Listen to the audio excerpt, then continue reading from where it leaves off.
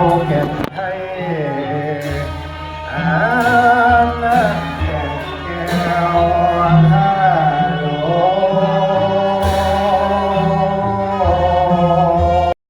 สุริยะมองลงดังในเข้าสู่คำนับยังเขาล้างมองสองผู้มาต่อได้โบกับไม่ยากกุ่มไม่เหือนอนราศีและราชามาเตียก็มีใจอาวิรมจงเจอยินดีซึ่งกันไปมานั้นแล้วก็